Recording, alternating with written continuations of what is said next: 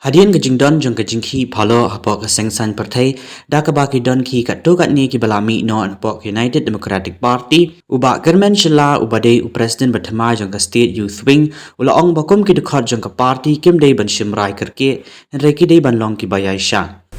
yakane ngam not banong ke ek jing e jong ki re ka wenga shkwa banong ba shumun banta ladangi I ba imei pa jongi yak ek jingdon kam jongi ngi pan ki kimla ban punyo ingi henrengi lek kam kmi kam kpa no shwe kata gadi jimbukla jong khun ringa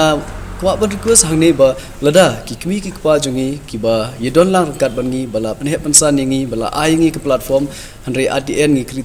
criticize kala kata gadi jimbukla jong khun ringa kwa ban kerpat kumni ba pila de ban ai lene ya sha katu kan ni kan so poi ko por jong pi ba kani ka party lene kinu ki party regional ba pila judon lupa menshwa phimde ban phet kaching yasha jongpi kade ka ek ban wanra ya kaching seiso relada phi chudu jing kermen lani da kaching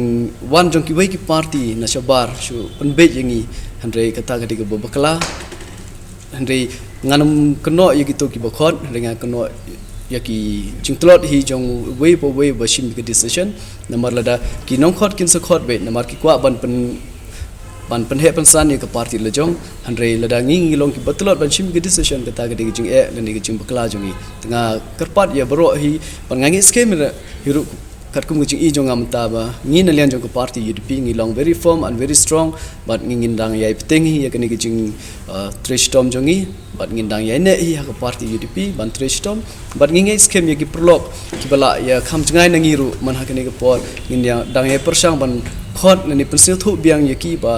ke ek jinon kam ban yai ne bat ya sha bat ngi ha ke parti regional party kham tam ke UDP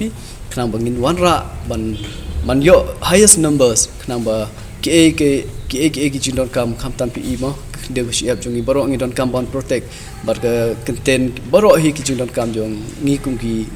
ki riu rit pai tengi don kam ki regional party